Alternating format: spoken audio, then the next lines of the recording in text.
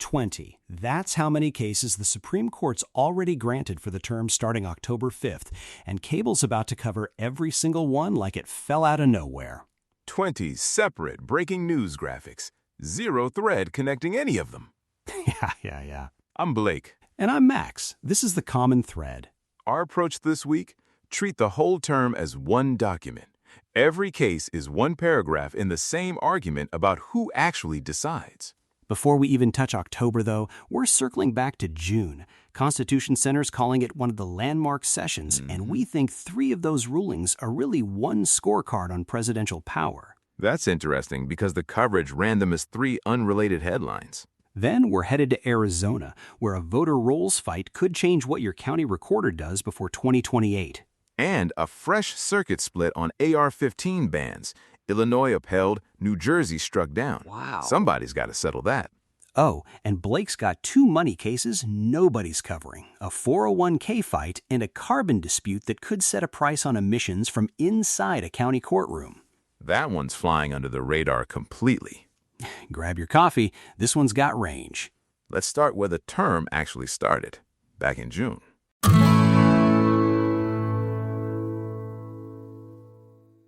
"20 cases, 1 line in the court's docket, and cable's going to cover it like 20 unrelated headlines again." That's the mistake right there. A term isn't 20 headlines. It's one document with one argument running under it all. I'm Max. I'm Blake. According to Constitution Center, by July 13th, the justices had already granted cert in 20 cases for the term starting October 5th, one of them consolidated. 20 cases, and oral argument hasn't even started. The first one they grabbed? Anderson versus Intel Corporation, locked in before summer even hit. And last term, Reason's wrap-up counted just 59 cases total, so the fall docket is already a third built. The plot is already moving. Nobody's watching yet. The sequel's already outselling the original. Which is why we start with June, the ledger the court just closed out. So what did the justices actually decide before summer break? And who gets to decide next?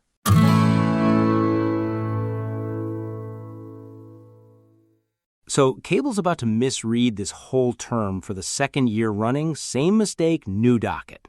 That's why I keep coming back to the ledger. 3 lines from June connect. Start with Trump versus Slaughter. Decided June 29th, the court let the president remove FTC Commissioner Rebecca Slaughter without cause, which takes a chunk out of Humphrey's executor, 91 years standing, nearly gone. Then, Learning Resources versus Trump, 6-3. The court ruled the International Economic Emergency Acts doesn't authorize the tariffs. Chief Justice Roberts wrote the statute only gives the president limited power, nothing close to what the tariffs needed. Wait, they lost that one? Lost it outright. And the next day, Trump versus Barbara.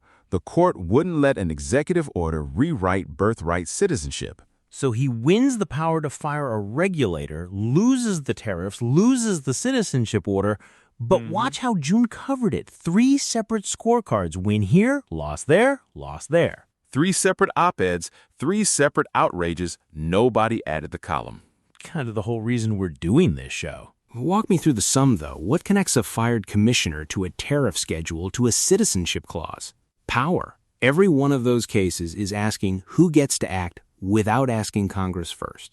And the court's answer was fine on personnel, not fine on money, not fine on the Constitution's own text. Which I'd call the correct split. A tariff is a tax you pay at the register. That's Congress's call, not an emergency powers shortcut. The people who'd usually cheer that outcome mostly didn't cover it that way. And Barbara wasn't close either. Wire coverage noted the court didn't touch the citizenship clause's text at all. It just said an order can't undo it. 1 win on controlling agencies, 2 losses on taxing power and the Constitution itself. That's the actual scorecard. And that same fight, who decides, the president or Congress, is about to show up sideways, aimed at states instead. Meaning? Arizona's registration case, same question, new defendant, a state claiming authority Congress says it doesn't have. That's the one I want next.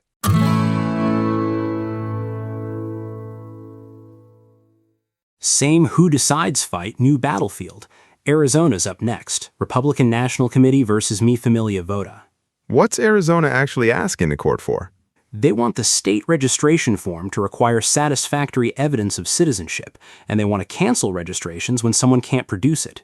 Walk me through where that runs into federal law. The National Voter Registration Act sets a floor. The federal form only needs an attestation under penalty of perjury, no extra paperwork. So the question is whether states can stack requirements on top of that floor. Right, and there's a second piece, whether Arizona can audit its own voter rolls within 90 days of a federal election. That's the NVRA's quiet period rule. Congress built that window so counties aren't purging rolls right before people vote. Arizona's argument is an audit isn't a purge. Who actually absorbs the cost if states get to run their own citizenship checks? County recorders. My cousin works elections in Maricopa. Every new verification step means more mailers, more staff, more confused people calling the office. Roll Call reported civil rights groups arguing the last round of proof of citizenship rules landed hardest on minority voters. Longer lines, more rejected forms. And the RNC reads that same statute and says states just want clean rolls. Both sides waving the same 15 words like it decides the case for them. Nobody's covering this on cable, but every county recorder in the country needs an answer before 2028. Whoever runs your polling place is going to be following instructions the justices haven't written yet. And that same fight, floor versus local control, moves straight from voter rolls to the gun shelf. Cook County's assault weapons ban, incorporation doctrine, and a stack of Bureau briefing waiting on deck.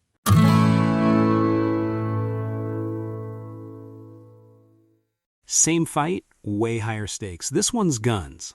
How high? SCOTUS blog reported the court granted cert June 30th in Viramontes versus Cook County and consolidated it with Connecticut's case, Grant versus Higgins. Same legal question in both? One question. Do the Second and 14th Amendments protect AR-15 platform rifles? Viramontes argues the Seventh Circuit botched Bruin and skipped past Heller's common use test entirely. That's interesting. Why'd the circuit uphold the ban in the first place? District Court and Seventh Circuit both said Cook County's ordinance survives history and tradition review. That same court just did it again, upheld Illinois' statewide ban on July 9th. And? 8 days later, the Third Circuit went in bank and struck down New Jersey's near-identical ban, 10-5. So the exact same rifle was protected in Trenton and a crime in Chicago. That's the split.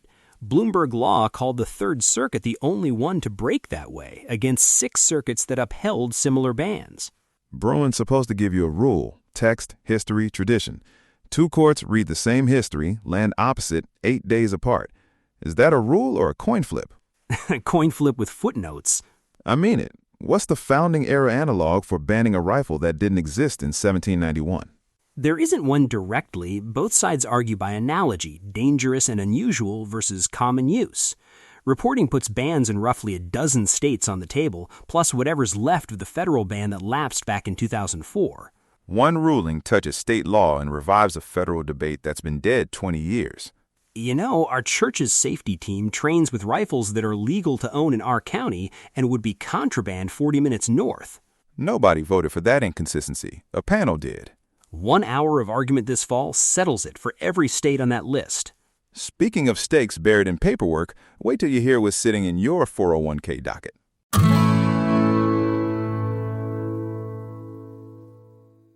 Shifting gears. 2 cases nobody's Chiron will ever run. Anderson versus Intel's Investment Policy Committee, granted January 16th, the first case of the whole term. Wait, Intel? The chip company? What's a chip company doing at the Supreme Court over money stuff? Every big employer runs a 401k, and Intel's committee picked the investment menu for it. The question is what a fiduciary actually owes the worker whose retirement sits in that menu. So this is about my own 401k statement?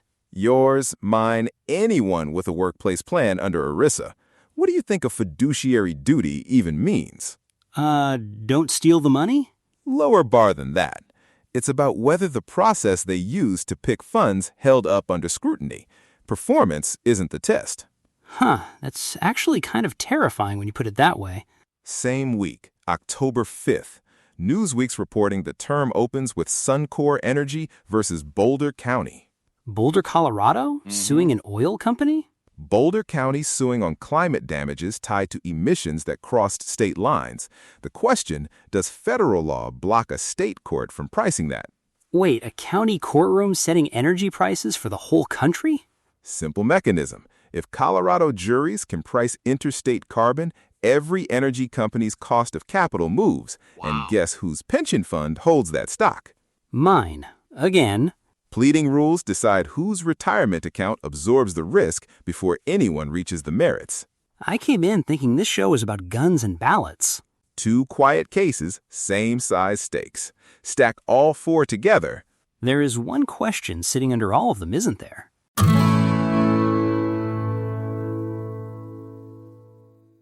"20 cases, 4 topics, 1 question underneath all of them.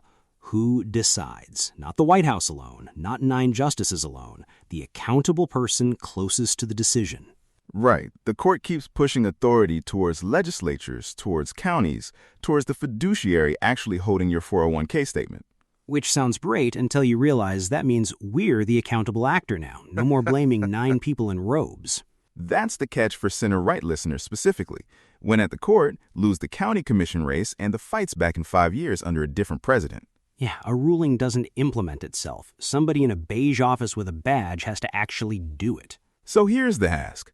Pull up the court's granted and noted list for the new term. It's public. Constitution Center's been tracking it. And find RNC versus Familia Vota. Read the actual question presented, not the headline, not what cable tells you it says. Then call your county recorder's office. Ask one question. How would you implement this if it goes either way? Citizenship verification, roll audits, all of it. I already know my recorder's office phone number by heart at this point. That's the phone call. Here's the second step. Sit down with your kid, if you've got a teenager, and ask them, what's the difference between a statute and a constitutional right? Use this term as the example. The AR-15 cases are a constitutional question, Second Amendment, incorporation, the whole Bruin fight. The NVRA case is a statute. Congress wrote a floor, and the fight's about whether states can build on top of it. One, Congress can rewrite next session. The other, it takes an amendment or a different bench. That's a real civics lesson sitting in your kitchen this week. No textbook required. 20 cases, 1 document, and the homework's due before October 5th. Go make the call.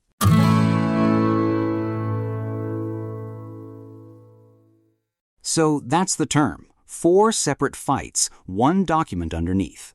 Removal power, tariffs, citizenship, now Arizona's voter rolls. Same question each time. Who actually decides? And county recorders will be the ones who have to live with whatever answer comes down. Don't wait for the opinion. Go read the question presented in Familia Vota yourself. It's short. Then call your county recorder or election office. Ask them directly, how would you implement this ruling either way? And talk to your kid tonight about the difference between a statute and a constitutional right. Congress can rewrite one next session. The other needs an amendment. That's concrete enough for 1 week. Good. If this helped you see the week clear, share it with someone who needs it and subscribe. We're back every Saturday. Thanks for spending the hour with us. See you next week.